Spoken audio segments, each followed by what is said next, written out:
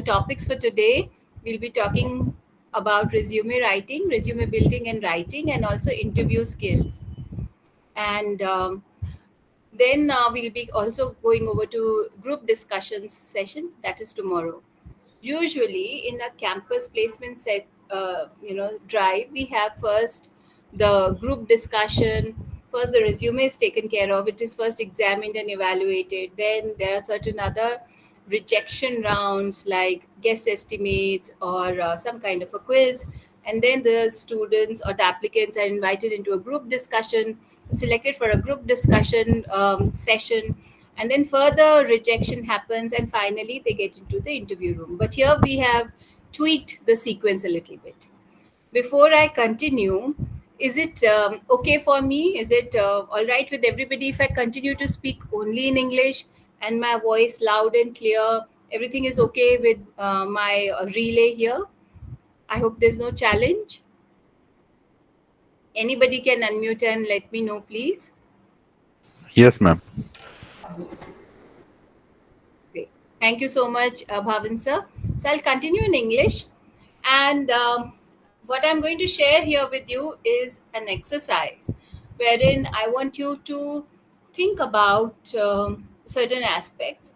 And this is the same activity or exercise that you can perform in the class with your students when you're preparing them for a campus placement drive.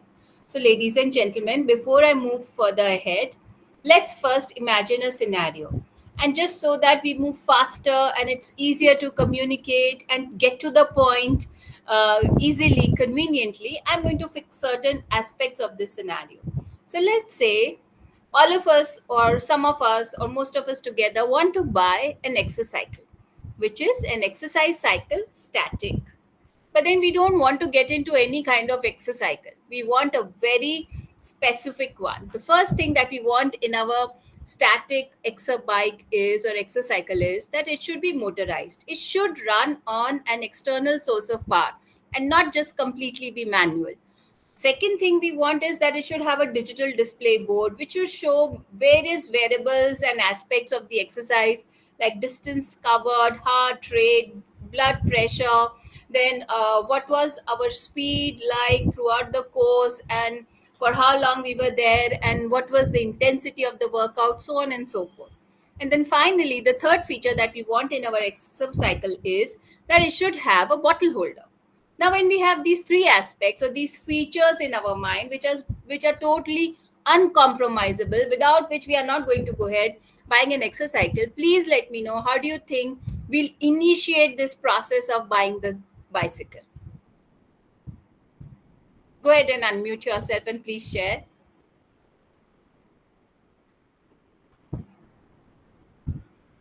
What do you think we'll be doing first? Would we go out into the market in our cities, shopping center or shopping area where we have so many exercises, or where we have a shop which sells sports good, which sells sports goods and also gym equipment? Will we go ahead and buy the first exercycle that we see there? I just now got a response from Anita ma'am, and she said that first we will search online. Great, Anita ma'am. So we'll go and do our research first, right? And what is it that we will keep in mind when we go and take a look online as to what all is available?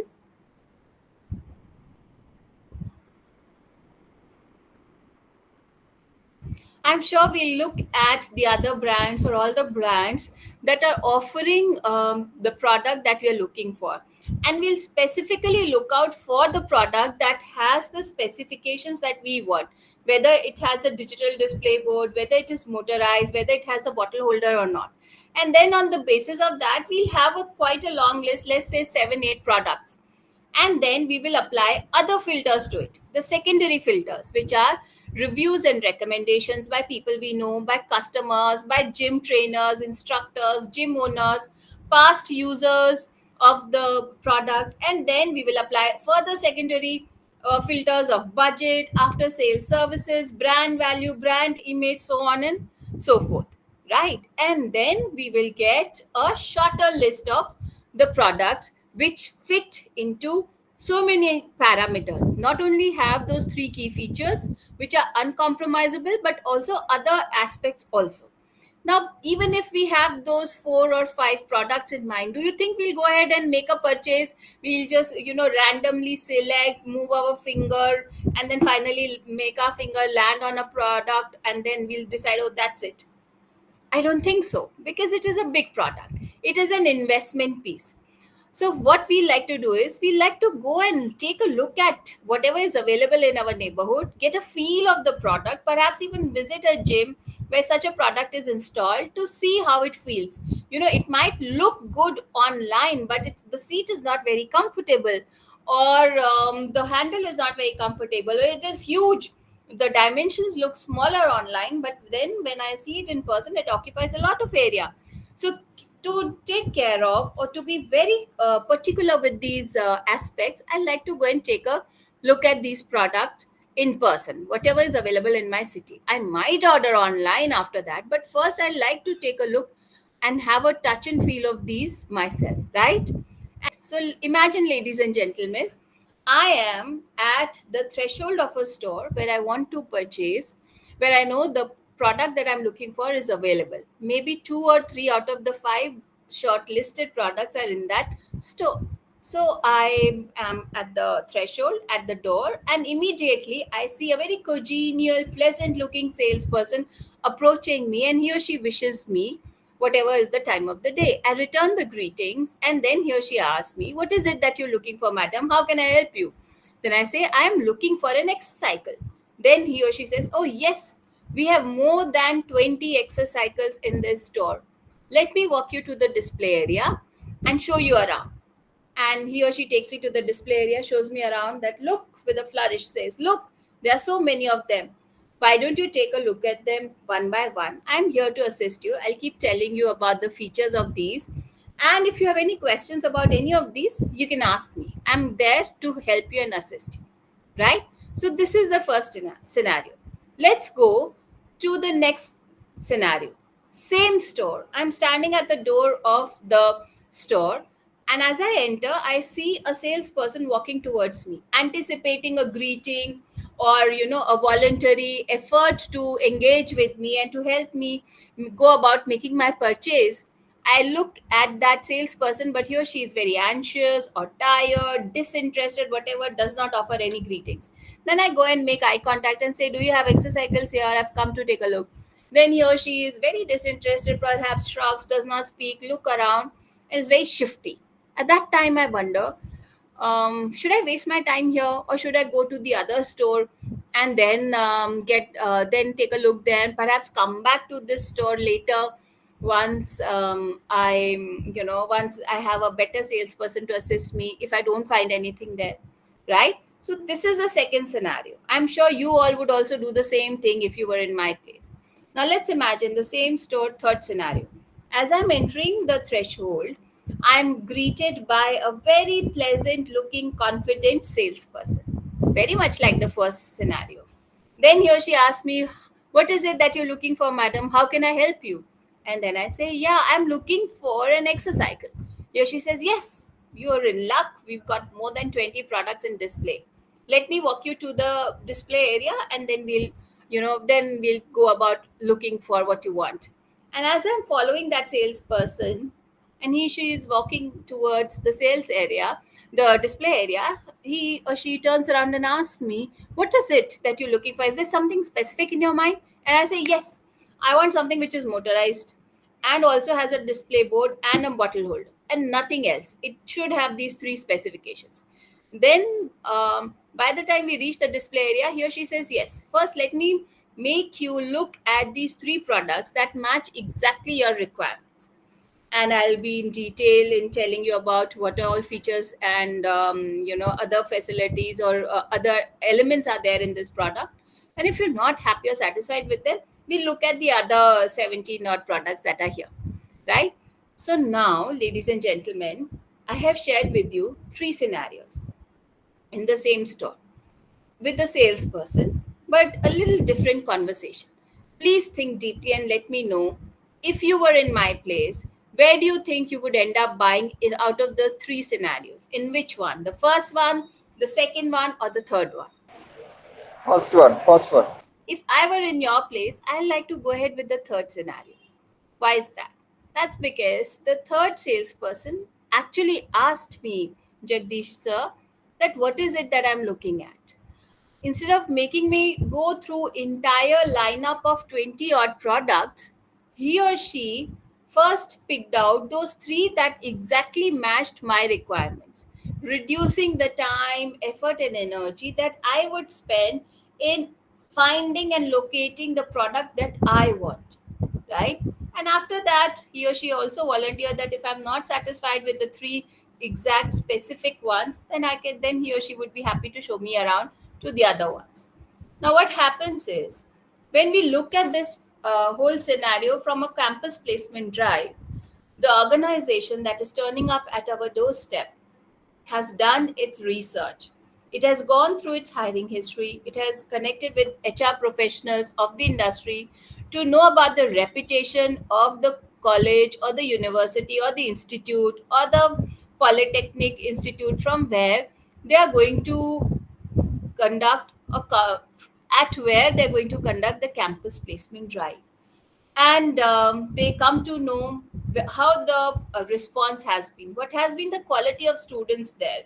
They have also been very mindful of the kind of curriculum that's been taught to them, because when someone is hired at the ab initio, the first level, they are not hired entirely for their skills, but they are hired extensively, majorly for their attitude, for their approach. There is lecture. There is a Harvard Business School case study on how the Taj Mahal group of hotels hires and what prompted its employees to come back to the hotel even when they have escaped or left unhurt, and help uh, rescue the guests into the hotels during the 26/11 attacks. So when people are so conscious, when organizations and companies are so careful in selecting the whole candidate and investing so much of their time and money in it, they are definitely doing their background research into the university, the institute, and also the kind of students it turns out it produces, the candidates it produces before it turns up for an interview or a campus placement drive. When I was working with students of University Institute of Chemical Engineering and Technology in Punjab University, this was a group of 25 students who were undergoing the campus placement skills enhancement sessions with me, which involved working on their soft skills, in taking interviews, participating in GDs, drafting a resume, building up their profile, presentation skills, body language, communication skills, stress deportment and grooming, or everything related to getting selected or getting chosen for their coveted job.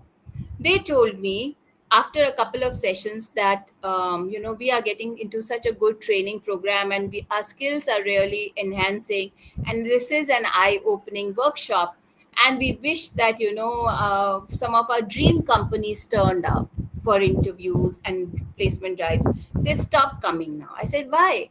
They specifically talked about OUP, which paid quite a handsome package to even its new recruits. It's a consultancy company.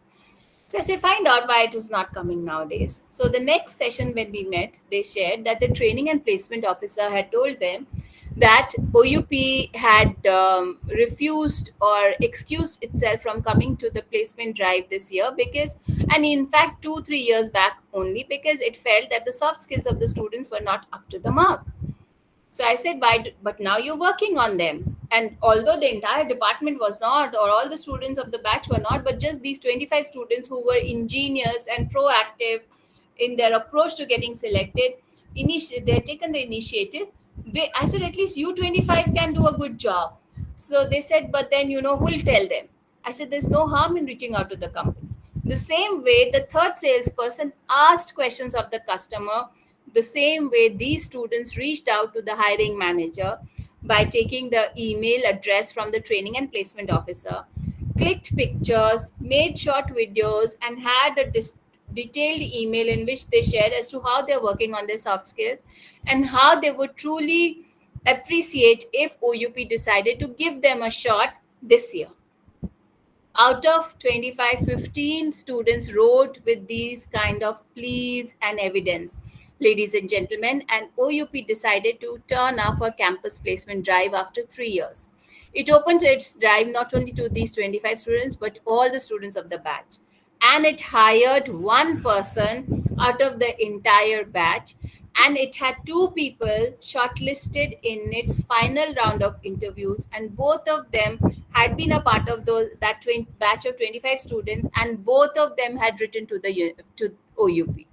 So what I'm trying to say here is, when a student or an applicant asks questions and demonstrates eagerness, and then works on building their profile, works on incorporating the inputs received through the responses from the university, from the family and friends who worked at that organization, from the hiring manager, HR department of that organization, through their own research, a connection with the alumna who've been working there, and does that, it is not a disadvantage. It is not wrong to interact, to communicate, to ask questions, and then to work upon those responses.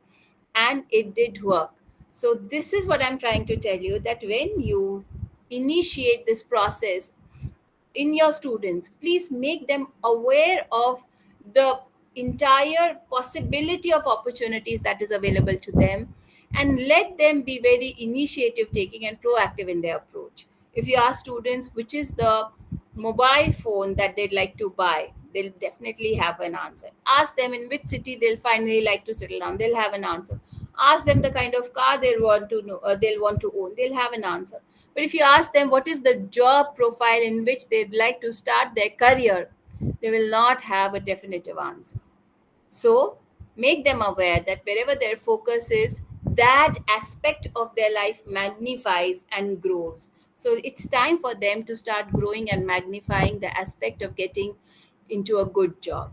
Usually, students pay a lot of attention to further education. So, from class 8th or 9th or 10th onwards, they start preparing for some entrance test or something to get into a good university or institute.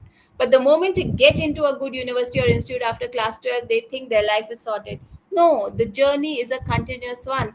Once they are in a good institute or a university and you share this activity or exercise with them on day one, they will recenter their focus and get to, yes, now my academic career is coming to an end and my professional career is going to begin. So I need to be prepared for these 3 or 4 years of my life. I need to work upon preparing for profile building and getting into a professional career. So with this, I'd like to start off my presentation, and we'll first be covering resume writing. I'm not assuming there'll be any questions given that there's a pall of silence here. So I'm going to move very fast from this session. And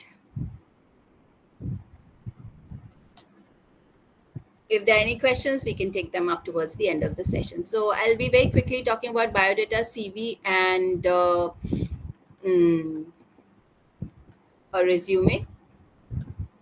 And what is a biodata? Usually one thinks that the biodata is not necessary or not helpful for a professional setup. Why? That's because it has 80% of personal details. But then if one is applying for a higher level echelon of service, for example, CEOs, CXOs, or a government servant like an IS officer or so, or even a research head or a research guide, then that person needs to present their biodata wherein the information would be sought about their choices of nationality, their opinion on political questions, and also their choices of religion, so on and so forth. It is a document which talks about the academic and the professional career from the beginning and continues. So it runs into reams of pages. So it is over a period of time for 10 to 12 years of experience. So someone who's been studying a subject from class 11th till postdoc level would make a biodata and present it to a research guide to be included into a research group, or even present it to an organization to receive funding for a new research project that they want to initiate, or this is the kind of a document that someone who wants to be the chief technical officer or chief financial officer or CX or any kind of CXO would present. Even the kind of detailed interview or examination or evaluation that happens for IAS officers and civil servants is also in the nature of a biodata, because these are the people whose single decision is going to affect so many people and so many resources. If one CXO puts a signature on a document, then he or she is going to be responsible for mobilizing so many employees and resources, and even determining the reputation and image of the organization or the company. So, for that matter, the recruiters want to be very thorough as to what is it that drives or that determines their decision. At such a level, ladies and gentlemen, the applicants reduce to very few people. So it does not matter, does not come across as cumbersome for the recruiter to go through 4 or 5 pages of biographical data or biodata. It has a very ostentatious display of text and borders and photographs and a very flourishing document, and goes on increasing as one's age and experience increases. So it is chronological in nature. Students can sometimes be required to make a biodata, especially if they're applying to universities to study. So if there's a questionnaire that they're required to fill up with responses to certain questions as to why do you think your pursuit of this subject is going to benefit the community at large? What are your career aspirations once you pass out from this course? Why did you choose to study this course initially? These are the kind of questions, and then these are an evaluation or an attempt to get inside the intrinsic personality of the applicant to know them better. But then, of course, this is not valid for a campus placement drive. In the Southeast Asian continent or part of the world, it is misconstrued that biodata is only useful for matrimonial purposes or blue collar jobs. That's not the case. Of course, that's biodata is the only document that can be used for these purposes, but it is also the most important professional document that we'll ever make in our life. But it requires 10 to 12 years of experience. Next comes curriculum vitae, which is a Latin term which means the course of life. Again, course means work experience or some kind of experience of having been in a particular job or a field. And then life again implies it is personal in nature, which is 60% personal and 40% professional. It's a bird eye view of one's total list of experience and accomplishments till now. It may or may not have a mention of skills. It is again chronological in nature. Those who have more than 5 years of experience usually make a CV. They list out the jobs, KRAs, and there might be a mention of skills, respective skills. There does not. Work experience always supersedes qualifications here in a CV. In some cases, the freshers can make a CV, and that is when we have seen an advertisement in the newspaper which says that walk in interviews for such and such organization, such and such job titles, and so many posts against each job title. And at the bottom, they write basic minimum qualification. So what happens is the CV is readied as to what all I know, what are my marks, and then the recruiter or the interviewer decides that this candidate after interview is suitable for which of the profiles for which we have vacancies. So like I was saying, that asking questions and determining what is it that the companies or the organization are looking for, so that I can build it up in myself.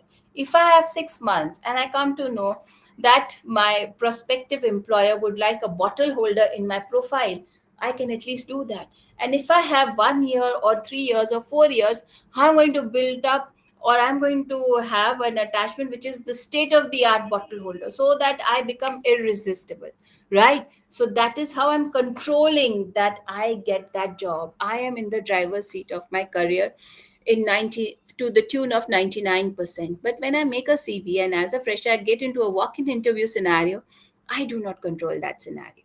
So campus placement drive does not include this because the CV also runs into 2 to 3 pages. Again, ostentatious display of text. Font styles are very, flowery. The picture goes there, border is there. The paper is also very, thick and very fine quality paper. But then that's not the case, because when a recruiter comes for a campus placement drive, he or she will not have the patience to go through these thousands of documents which have almost the similar profiles, especially if they are 2 or 3 pages long. Even though it seems like a juicy profile, he or she will say, okay, I'll come back to it later, let me quickly go through the rest.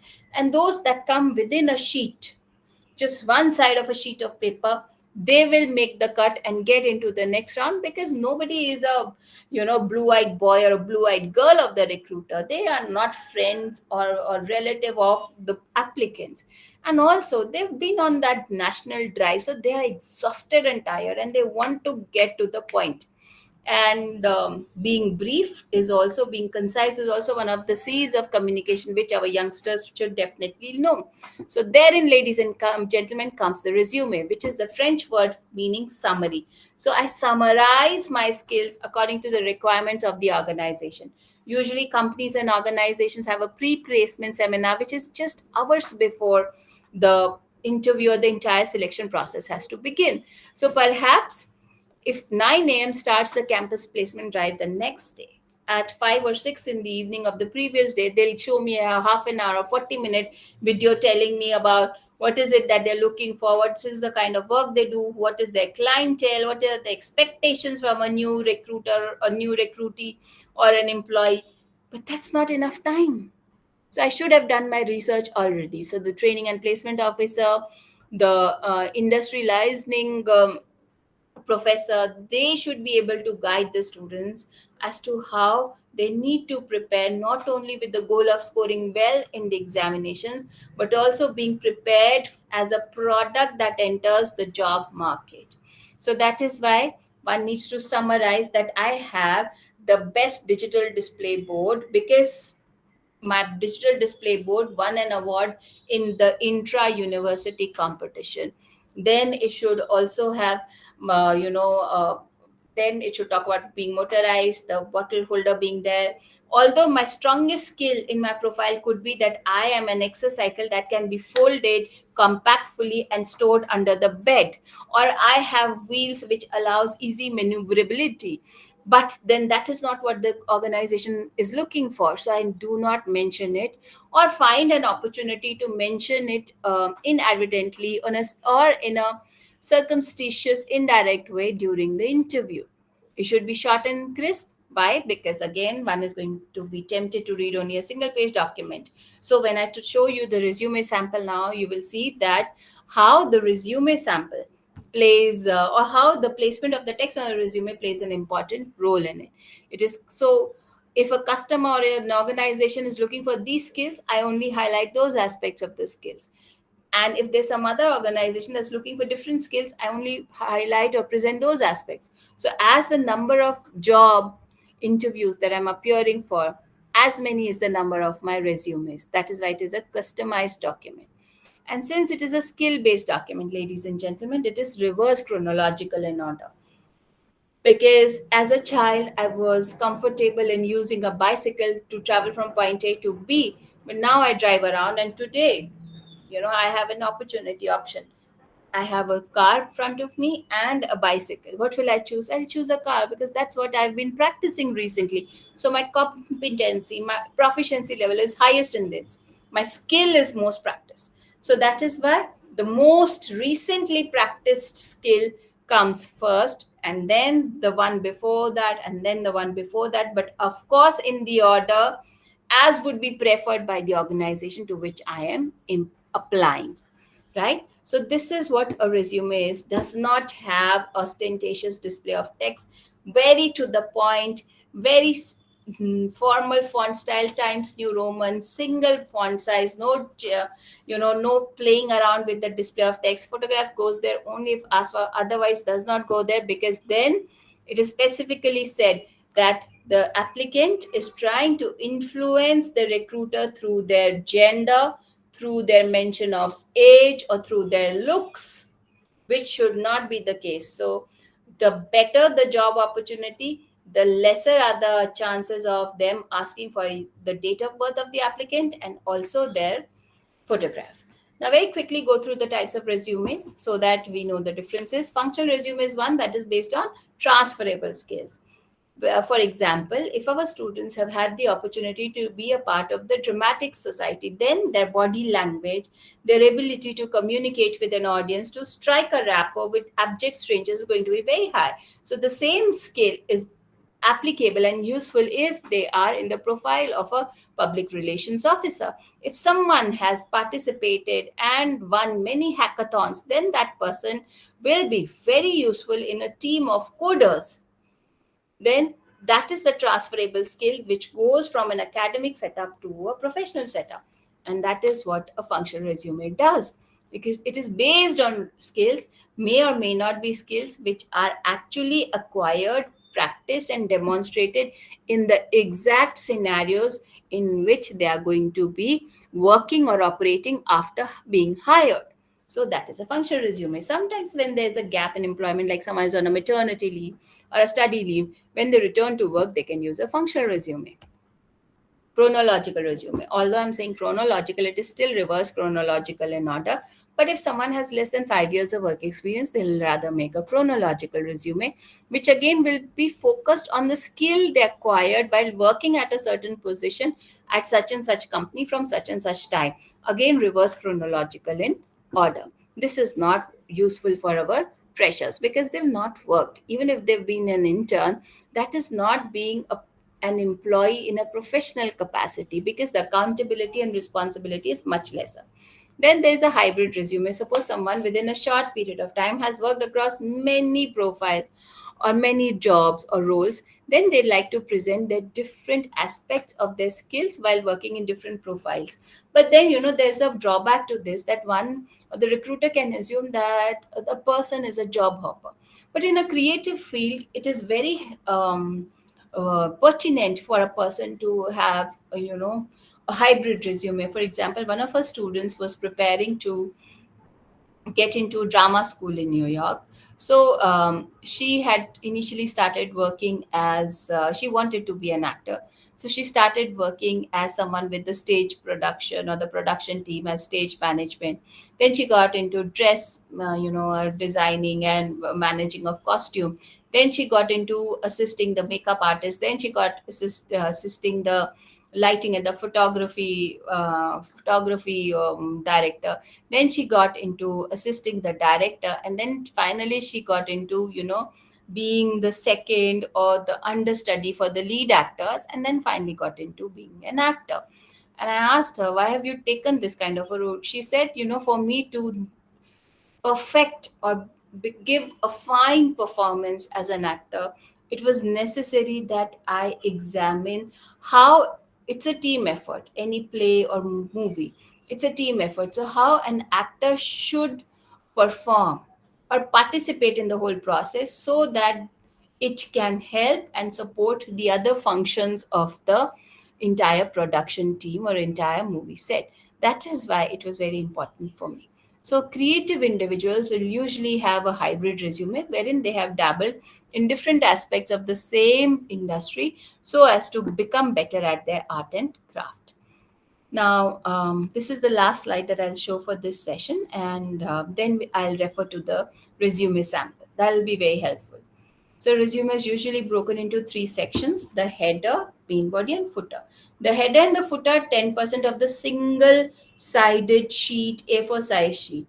So 10% top, 10% below is gone. 80% is the space in which all the juicy bits and relevant details are put forth by the students, and in a very practical and a tactful manner, which I'm going to share with you and why it is done that. It is written in third person because if I keep shouting, I have a digital display board, I am motorized, I have a bottle holder, then the focus is on my I, rather than what skills I have. I might also come across as narcissistic. So to remove the sting from my words and the sense of blowing my trumpet, we write the resume in a third person, and it has to have evidence for whatever accomplishments I have put in there. So there are students who come in with their resumes with a section which says personal skills, honest, punctual, team player.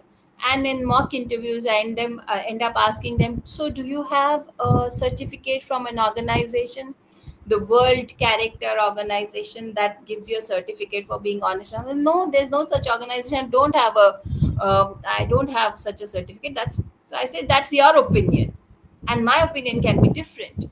So these kind of unsupported, without without evidentiary support or backing of a certificate or an award or an actual piece of evidence, no such tall claims should be going into any kind of a resume.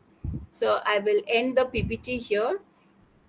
So the resume sample is going to be shared with you, and also the handout, and so you can refer to it. Let me show you the document now. Can everybody see this? Is it visible? Yes, The, ma'am. yes. Do you want me to increase the size of it, or you can read easily? No, it is readable. All right, great. Thank you so much. So when you look at this document, so this is an actual resume. It has actual details, and this boy from University Institute of Chemical Engineering and Technology ended up working with Reliance. Right? So look at this, ladies and gentlemen. This is the footer that I was talking about. See, there's so much of space on the sheet. There's not too much written here. And I scroll up, this is the header. Now, what you see on your screens right now is that part of the resume that is going to be read definitely by the recruiter, whether the resume is at the top of the stack, in the middle of the stack, or at the bottom of the stack, because that's where the glance is going to rest. So header has the information which is very fruitful and relevant and useful for the applicant. That is his or her name, the contact information. The photograph will go there only if it is asked for. And then comes what is it that sets them apart from their peers? How is one exercycle different from the other? Let me talk about these aspects in detail very quickly.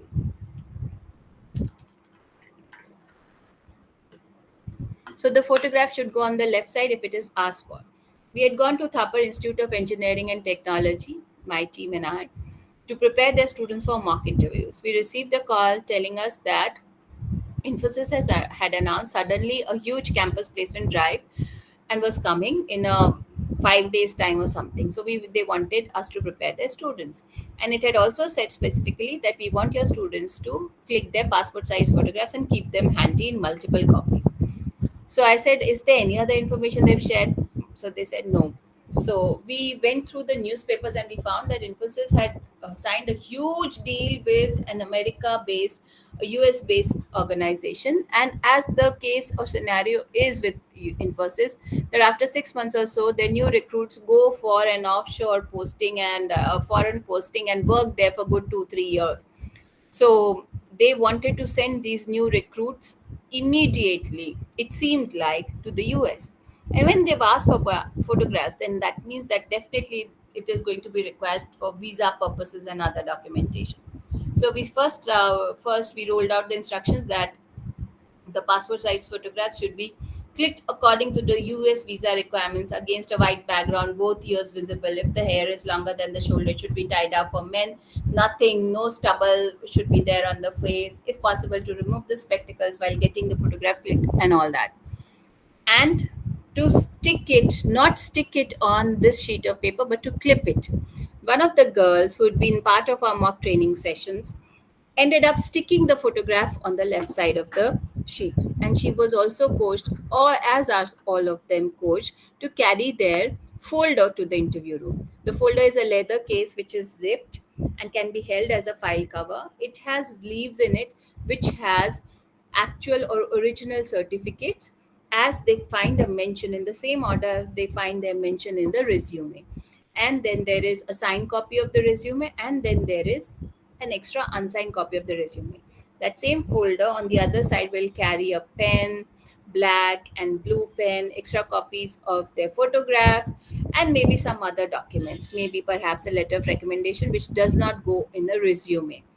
And also, it is not a letter of recommendation, is never a part of a CV or a biodata. It goes as an extra document in the application dossier. So, ladies and gentlemen, when we were coaching, also Thapar Institute of Engineering and Technology, like when many universities like UIAMS, University Institute of Applied Management Studies, UBS, University Business School, PEC Engineering and College, PEC Engineering College, lovely professional university, so many universities, all the universities, in fact, where I've worked till now, gathers all the information of its students and puts them in a booklet form. First is their personal data, then is their academic data, then there is clubs and society participation, and then perhaps maybe some more information. So when all that is available, why would our students make a resume in the first place? Now, first thing is that is a very cumbersome document running into sheets of paper. So it covers the requirements of all the organizations that will be converging to the campus for their campus placement drive. So what the universities do, that single document we are going to send out to every organization. Whatever they are looking for, they'll find it within that. But again, it becomes somewhat similar to what the first salesperson did to the customer. Please take a look at ONT or products yourself, and then you find the needle in the haystack. That's not very helpful. As opposed to that, our student enters the interview room, sits down, takes the seat, and says that I know you have all the information about me, sir or ma'am, but still I ventured and attempted to make a resume keeping in mind whatever I know of your particular requirements. May I present it to you now? Would you like to take a look at it? The recruiter can flatly refuse. But it has created a dent. It has left a mark that this person here values this opportunity and has made extra preparations for it, has shown initiative and zeal. That is going to be a brownie point in favor of our applicant. And if the recruiter says, oh, yes, why not? Let me take a look at it, and starts asking questions based on the information that is presented in the resume, the way it is presented, 80% of the interview is predicted by the applicant.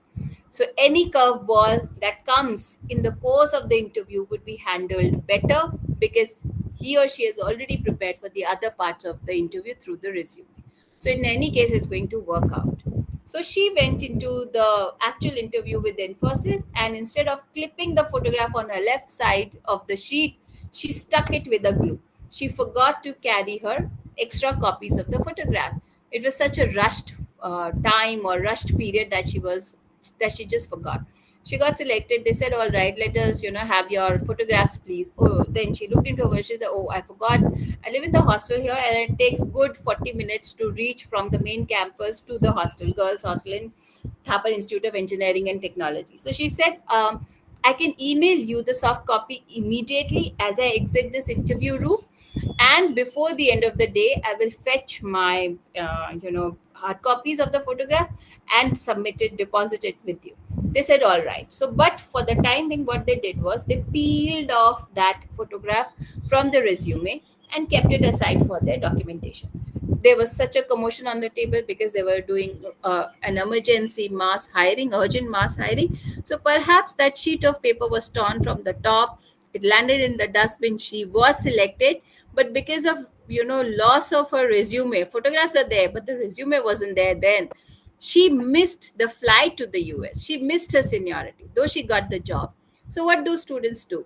They should clip their, not even staple, clip their photograph on the left side only, and at the back of it write their name and contact information as it is appearing in this resume at the back with a fine tip permanent pen, so that even if there's a fear of it getting separated from the resume, it can be traced back to which person, right? Now the first name and the last name. If in their class 10th 12th certificates, university degree, detailed mark sheet, the name appears as MS Dhoni, so it should be MS Dhoni. Putting dots after MNS will be determined if they are, they need to be in tandem with the British or the American writing and speaking mechanics.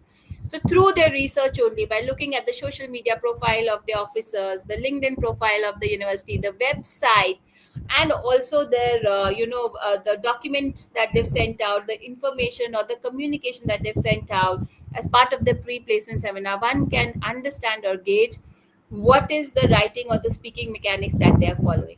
It is not a good idea to assume. For example, one would assume that Canada is nearer to America, so they would follow or they will be influenced more by by the American writing mechanics. But that's not true, ladies and gentlemen. Canada still owes its allegiance to the British Crown, so it follows the British culture hands down, even the writing and speaking mechanics. So they will not put a dot. If the name appears as Mahendra Singh Dhoni, so it should be Mahendra Singh Dhoni on the resume. If it is Mahendra S. Dhoni, then it should be Mahendra S. Dhoni here also. If you'll see, the fine print is 11 font size. The bigger print, this print is 14 font size and it is bolder. And see, it is 11 and the font style is Times New Roman. That's the case for all, and only the name has been highlighted here, but otherwise the titles of the sections of the resume have been written or have been drafted in 13 point font size. The playing with font style has not happened. If we go ahead and type out the resume in Calibri font, why am I saying this? Because I go in as my team and I go in as recruiters for GMR and other bigger organizations here, and we talk about we conduct these interviews for these organizations. Even before we get into the interview, we look at the resume, and from there we ascertain who all we are going to select or get into the next round of interviews. So a lot of understanding of the temperament and the personality of the candidate or the applicant is made from the resume even before we have met them or known anything else about them. So that is why this is a very important piece of communication. For example, there can be questions based on the names as well. I'll come to that. Then in the third column, the third imaginary column in the header is the contact information. Residential address, if the child is living in a hostel, that address should come here. Room number 9, comma, ABC Hall, PQR Hostel, comma, Punjab University, Sector 15, Chandigarh 160015. The postcode should go there. Not only is important information shared via email, but also through traditional mail. It shouldn't be of some village in the interiors of any part of the any city of the country, because from there the communication will not find a response very promptly. Then comes the phone number. It should be displayed in clusters of 5 essentially, but my phone number 9988000902, everything is round, round, round. So I break it up into 99 space, 88 space. So that is how it is easier for someone to read. Email address. Email address conveys a lot about the person's professional ethics and etiquette. I had an intern once whose email address was muskanahuja0911 at gmail.com. I had not asked for her date of birth. So I said, is 9th November your date of birth? She said, oh, yes. How could you guess?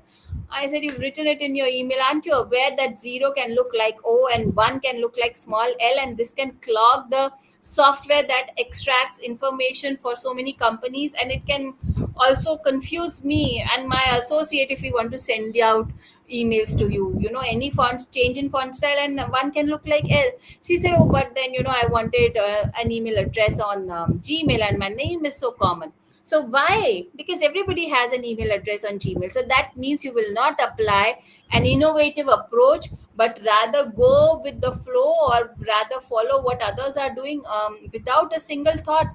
I said, don't you know that putting digits is not allowed? And then you could have segregated your first name and last name with some other, digits. You could have come up with any other option. She said, but then it's easier to transport or transfer files over Gmail. I said, yes, but then for professional purposes, you can have your email on any other portal like Ymail, Outlook Mail, Rediff Mail, Yahoo Mail. It does not need to be here.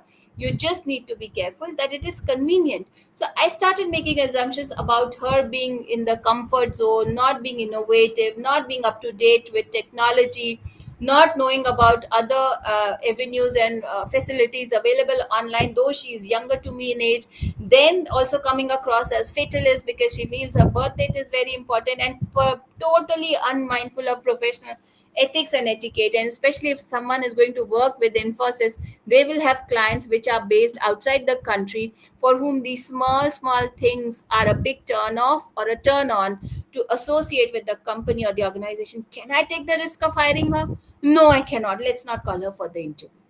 So this is how important these small things are. Again, if I'm turning up for the interview to Taj Hotels and they ask me, oh Sudhiti, the ice-breaking questions are initial, tell me about yourself, your family, where do you live, your city, what are your interests. Those are the initial ice-breaking questions till the time they are figuring out by looking at my resume what is it that we need to question her about. So first thing, they ask me, tell me about your name, Sudhiti. And I say, oh, and I've done my research. I know they place a lot of value on family values and associations and how I treat my elders and all. So I'll say my grandmother name me, keeping in mind the family tradition of naming everybody with SU. So my grandfather was Sudhir, father is Sunil, then Sunanda, Suman, Sumeda, Sudhanshu, so on and so forth. I go, and I feel very blessed. And every day when someone takes my name, of course I have a pet name, but whenever someone formally addresses me, I'm reminded of my grandmother and her values, and I'm immediately filled up with lot of love and compassion, the qualities that she represented for me. That is going to get me hired. But if I appear in the interview for Sports Matrix, which is a Bangalore firm in a very new concept of sports consultancy and sports talent management, especially founded in 2016, when it was a new concept, and all its board of directors, when they launched the company, were below 40 years of age. I know that they are very innovative in their approach. They've got a new idea to the market, very new to the Indian market. So telling them about family tradition is not going to cut it. I'm not going to get into their good books. Sorry. So how do I answer this question? I say, oh, Sudhiti means auspicious sunrise or an auspicious beginning. So I believe in making new choices, different choices, and making them successful so that they turn out to be the auspicious choice. And then I tell them that my grandmother name. Now immediately I start making sense because I'm thinking like them.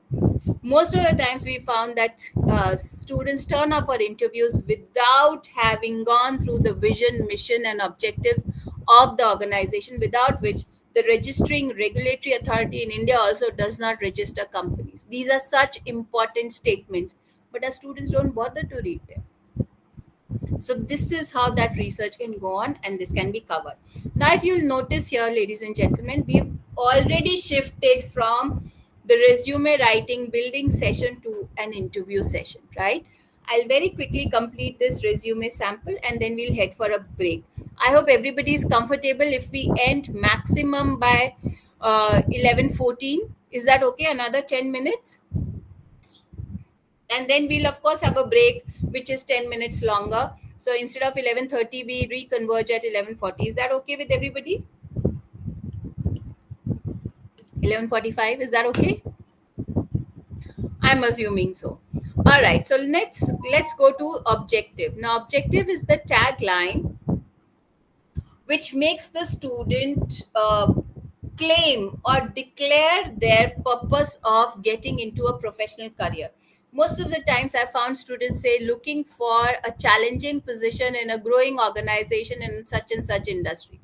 What does it have for the organization? Why should it hire you? Your objective is so unidimensional. It's all about me. The organization, when it's asked the question, what is there in it for me, gets zero thumbs down answer. So an objective should essentially be structured or divided into three parts. What is it that the student brings to the table, how that's going to fit in with the company's ideology, and what is it that the student or the applicant is looking for in return. And here you will see that we have used the first person my, right? And it is not used directly but as a relative pronoun. That's one instance where we use the first person, and also the disclaimer which you'll see at the bottom where we use the first person in the entire resume. Otherwise we do not use it. And also this is a statement, not a sentence, so it does not need a full stop. One should not make this soft copy or even the printed copy very heavy or filled with black ink. There should be a lot of space in the document for the recruiter to note down comments. That is why this is sparsely worded. So now what happened? This is someone's actual resume, as I shared. Now first is utilize. Utilize is British writing mechanics, which is not with Z but an S. So of course we did our research, and then he claimed unique skill set. And when you look at the skill set, they are just three in number. And then I told him, because once when he had come to us for getting his resume and getting receiving his training, there were 16 activities listed under skills and awards, and the resume was running into the second sheet of paper. I said, this is not going to work. We need to trim down, but we did not know how to trim it down. So if you'll notice, we've not put any dates. We should be there. Ideally the dates should be there. So if you'll see that in the scores or in the marks, we put the year, in the reverse chronological order. But here we've not. We should have put the month and the year in the reverse chronological order. Why? That's because we have combined these activities, events like. So that means there are more than APA, Nanocytec, Choascon, and Cyanide. There are many more. But what is the skill that is common to all these is organizational skill, being a part of the organizing committee. So that is how we combined his skill set, combined the activities and focused or extracted the skills and presented those first. And then, but then immediately on the first glance, when a recruiter, unique skill set, and you just got three of them, how do you claim you've got unique skills? Then he got the opportunity to talk about things that he could not include here because of lack of space. He even talked about other aspects of his personality. He's a heavy set boy, looking very studious, slow moving. So does not look like someone who would be into active and physically challenging situations. But then he talked about that, and that is how he brought forth his unique skill set. So now, ladies and gentlemen, what I'm trying to or attempting to do here with you is, by looking at the resume with a fine tooth comb, I am preempting the questions that can come to me or the applicant in the interview and preparing myself for the answers. Next comes the skills and awards, or that part of the profile of the child which separates him or her from the others. We had a student who took up a project with Postgraduate Institute of Medical Research, which is the second one of the two medical research institutes here in Chandigarh, of making an automated prosthetic limbs. Now, for someone undergoing or in the third year of engineering, this is something very different. So that set him apart from his peers. So that is why instead of skills and awards, we put up projects undertaken as the title or the aspects highlighted in the resume right after the objective. So we have projects accomplished. There was another student of ours who had completed 2 weeks internship program with DRDO, Defense Research and Development Organization. Now, DRDO does not give out internships to students who are still studying, because it is a very confidential organization to join. But she had cracked it. So she, instead of putting skills and awards here, she put up internship roles, wherein she mentioned the internship with DRDO in the reverse chronological order as it came. One of our students went on a fully paid international internship with McMaster University for 6 weeks. So he put that here instead of skills and awards. There was another one of us who won a college color and university color for 3 years in a row. So that she put here skills and awards. That made her stand apart from the others. So there are certain others who take up a training which is so different. So during the COVID times, one of our students picked up a training program with the government of with the central government and the government of Delhi, wherein they were developing some kind of a routing system of using the metro for delivering essential supplies to the hospital. So there's some kind of a coding or a program very similar to the Uber software that she was working on. So she put her training synopsis instead of skills and awards. So I hope my telling this again and again to you has brought forth the point that I want to make, is that it does not mean that we fix here skills and awards. Whatever sets our applicant apart from the others, that comes here, and it has to be relevant for the organization that is interviewing him or her.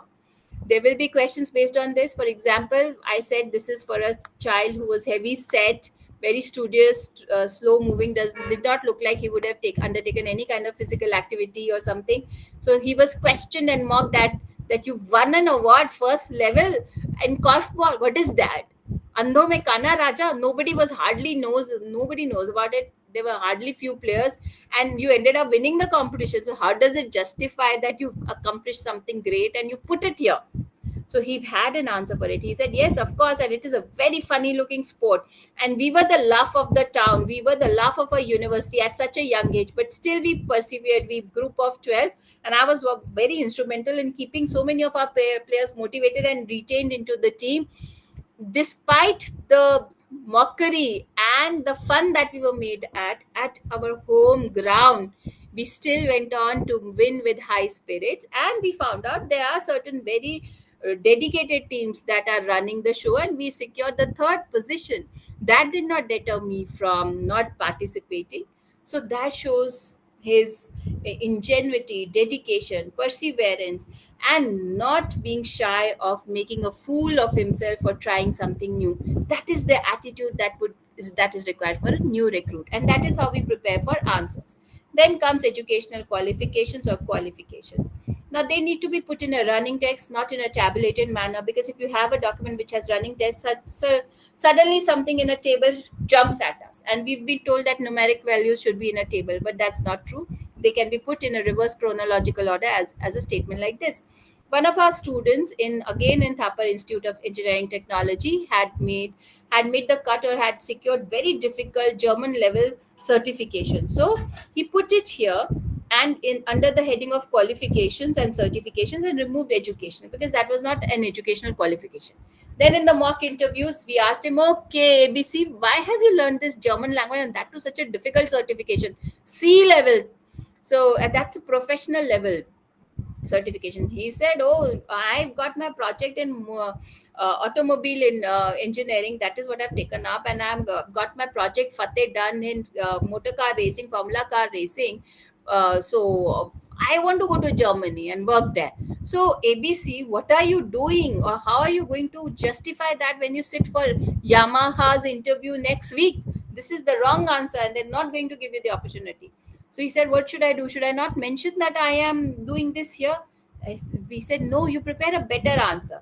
So we told him that, see, I'm such a motivated automobile engineer, and I like formula car designing and manufacturing and engineering. That is why I like to keep myself updated with the latest knowledge. And that happens to emerge from Germany, which is the hub of automobile engineering.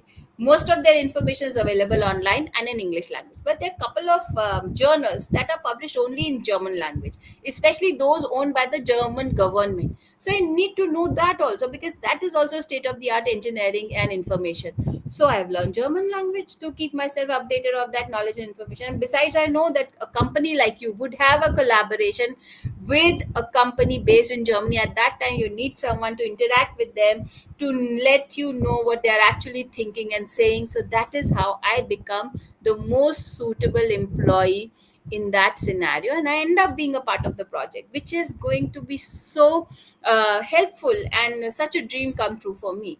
So that is how we prepare the answers, not by not by telling a lie or hiding them, but camouflaging our responses.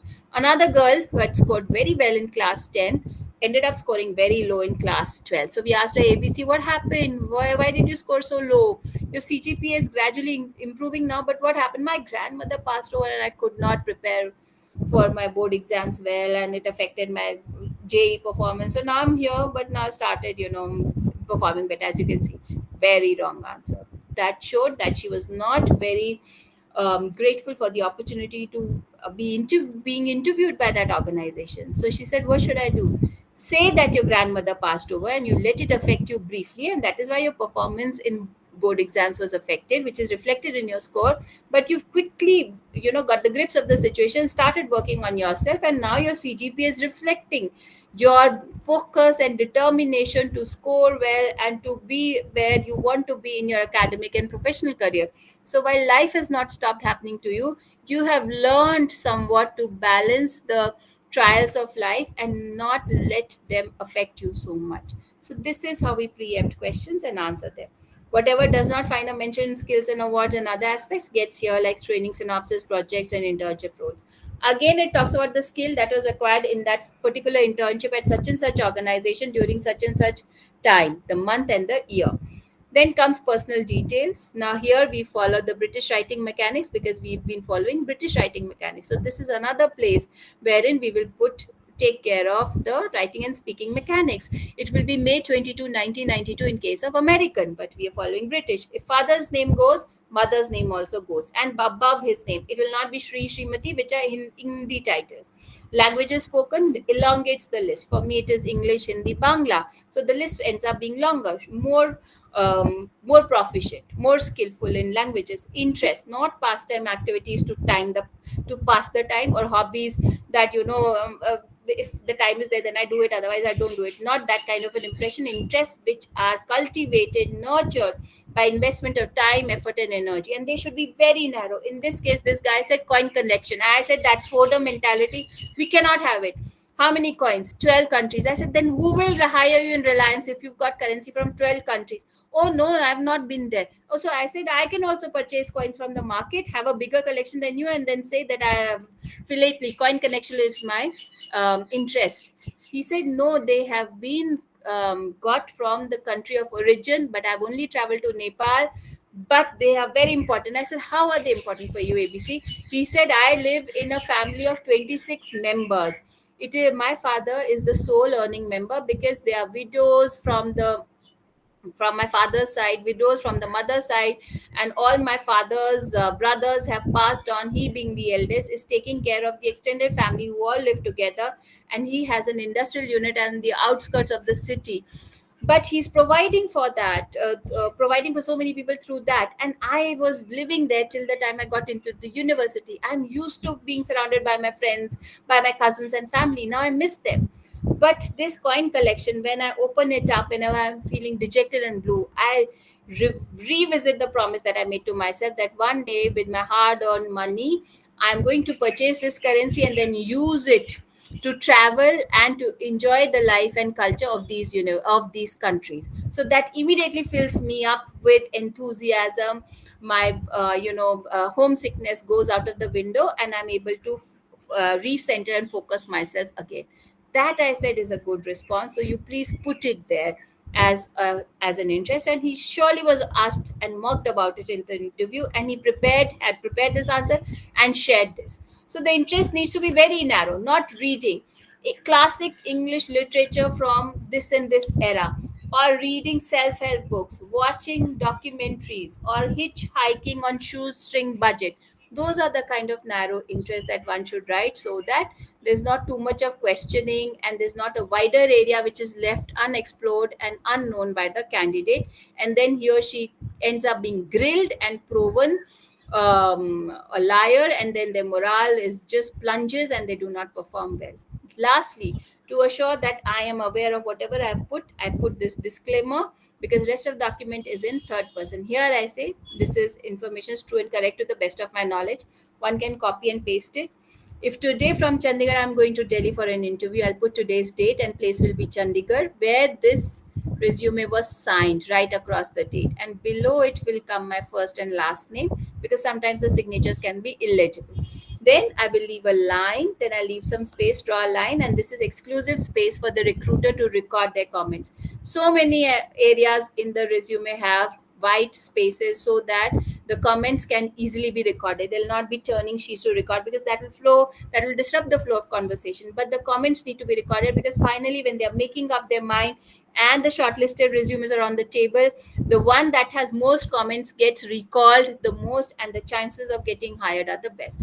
If in the unavoidable circumstances, rarest of rares, we cannot find enough space on the first sheet, then please format it into smaller font size. Even if that does not help, then one can go to the second sheet, but not at the back of the first sheet, because that will cloud the print on the first side or the top side as well. Let's suppose After date of birth, nothing else fits on this sheet. So what I'll do is I'll shift the entire block of personal details to the next sheet, wherein I'll have the line for the header but no information in the header.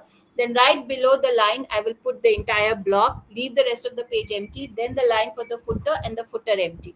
And here the extra space I'll format to accommodate so that there's no jarring gaping hole on the sheet of paper, and everything here in the footer will also be empty. No page 1, page 2, no PTO kind of stunt. So that was it that I wanted to share with you about resume writing.